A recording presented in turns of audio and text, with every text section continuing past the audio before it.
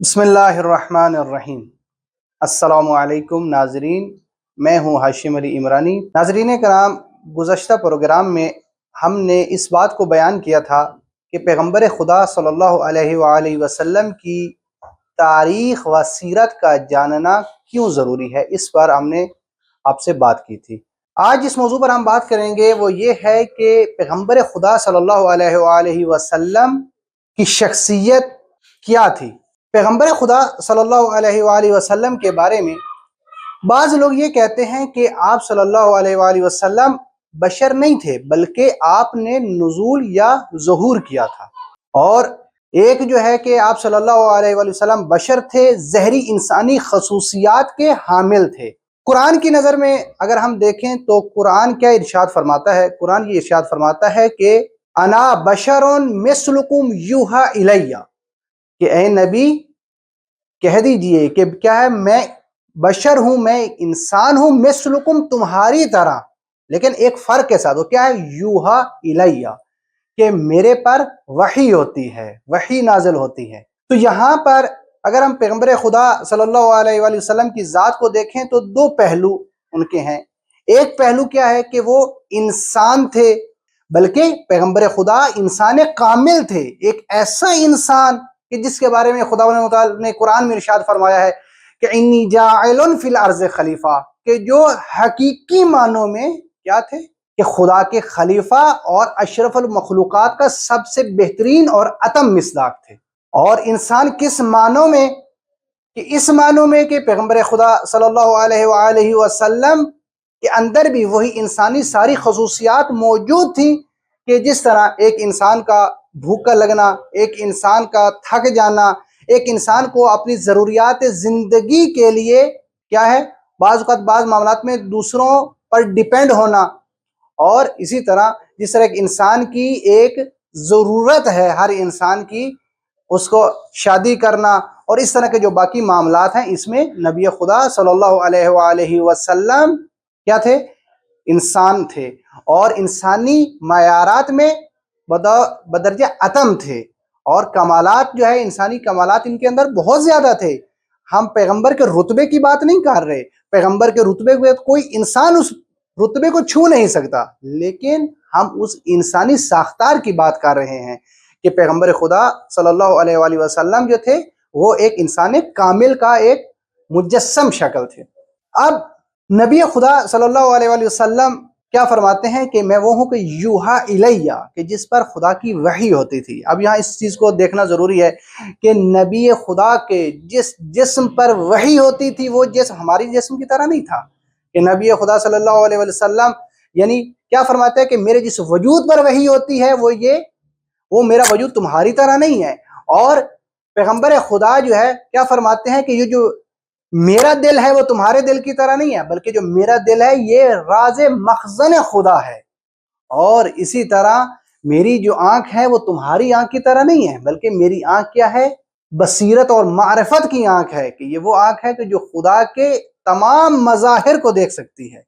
دیکھیں، ہم اگر قرآنی فضا کو دیکھیں تو ہمیں یہ سمجھ میں آتی ہے کہ قرآنی جو فضا ہے اس نے نبی خدا صلی اللہ علیہ وآلہ وسلم کا ایک ایسا تعارف پیش کیا ہے کہ جس میں غلو کا شبہ ہی نہیں ہے۔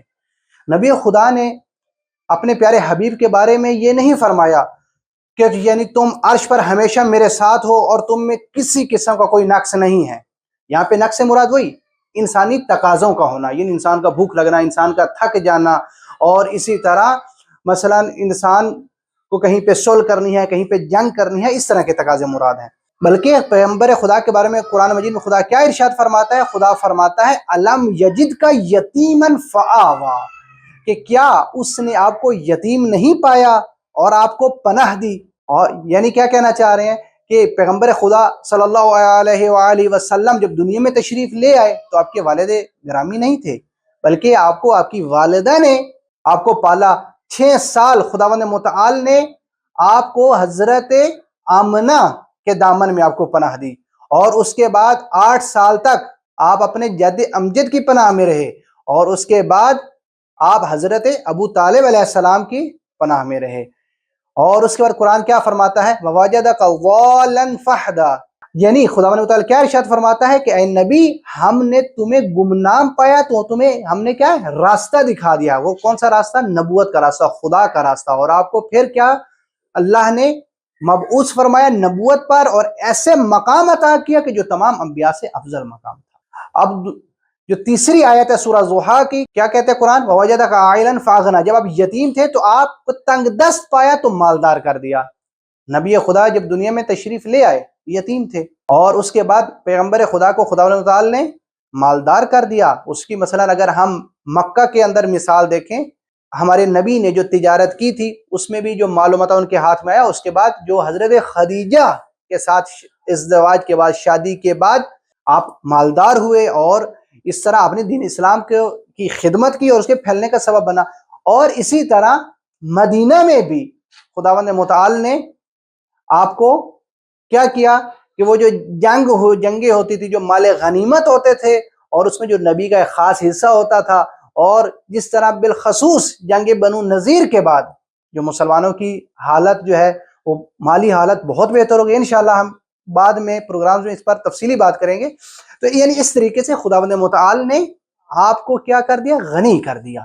تو ہم جب یہ دیکھتے ہیں کہ نبی خدا صلی اللہ علیہ وآلہ وسلم کے بارے میں قرآن کا کیا مزاج ہے، قرآن کس طرح فرماتا ہے کہ آپ پہلے کیا تھے، ہم نے کیا کر دیا، یعنی تاکہ کوئی غلو نہ کرے، اور کہ ایسا غلو ہے جس طرح مسیحیت میں غلو کیا گیا کہ حضرت عیسیٰ علیہ السلام کے فضائل جب بیان ہوئے تو وہ کہنے لگے یہ خدا کا بیٹا ہے، نعوذ باللہ من ذالک.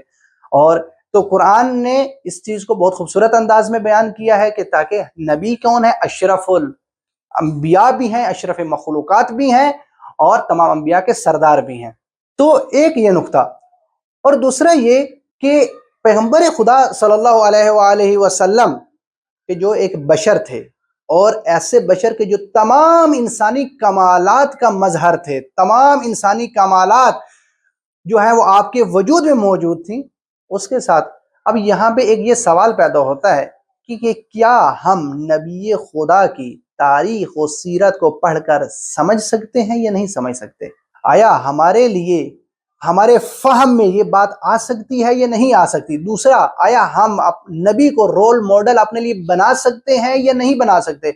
بعض لوگ کیا ہیں، اپنی سستی اور نااہلی کی وجہ سے وہ کیا کہہ دیتے ہیں کہ اگر ہم مثلا انہیں بتائیں کہ نبی خدا کی یہ تعلیمات تھیں، نبی خدا نے ہمیں زندگی کا طریقہ سکھایا ہے کہ ہمیں اپنے عبادات کو کیسے انجام دینا ہے، اپنے معاملات کو کیسے انجام دینا ہے، اور اسی طرح مثلا اپنے گھر میں اپنے آپ کو کیسے رکھنا ہے، گھر کے اندر اخلاقیات کیا ہیں، اور صلح کے آداب کیا ہیں، جنگ کے معاملات کیا ہیں.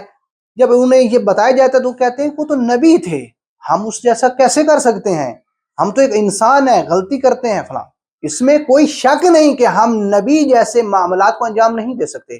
نبی خداوند متعال کی ایک برگزیدہ ہستی ہیں، اور جو ان کا جو عمل ہے، جو ان کے عمل میں جو کمالات ہیں وہ ہمارے اندر کمالات وہ نہیں ہو سکتے. لیکن اس کا یہ ہرگز مطلب نہیں ہے کہ ہم نبی کو اپنے لیے آئیڈیل نہیں بنا سکتے، یا ہم نبی کی سیرت اور تاریخ سے درس نہیں لے سکتے. اس کا یہ ہرگز مطلب نہیں ہے.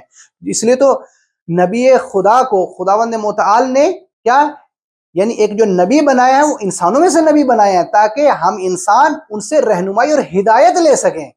اگر ہم ان سے ہدایت اور رہنمائی ہی نہ لے سکیں تو پھر یہ ہمارے لیے حجت ہی بھی نہیں بن سکتے. تو اس لیے قرآن مجید میں خداوند متعال نے ارشاد فرمایا ہے، کیا فرماتا ہے؟ لَقَدْ قَانَ لَكُمْ فِي رَسُولِ اللَّهِ أُسْوَةٌ حَسَنَةٌ، کہ نبی وہ ذات ہیں کہ جو تمہارے لیے اسوہ حسنہ ہیں، تمہارے لیے ایک نمونہ ہیں، اور تمہیں چاہیے کہ تم نبی کو اپنے لیے اسوہ قرار دو، اور ان کو سمجھو، اور ان کے مطابق اور ان جیسے بننے کی کوشش کرو. یعنی اپنے اعمال کو ان جیسا، ان کے اعمال کی طرف بنانے کی کوشش کرو. اسی کے ساتھ آپ کی زحمات تمام کرتا ہوں، اور انشاءاللہ اگلے پروگرام میں نبی خدا صلی اللہ علیہ وآلہ وسلم جس جگہ تشریف لے آئے اور جس خاندان میں آپ نے پرورش پائی، انشاءاللہ اس موضوع پہ بات کریں گے. والسلام علیکم ورحمۃ اللہ وبرکاتہ.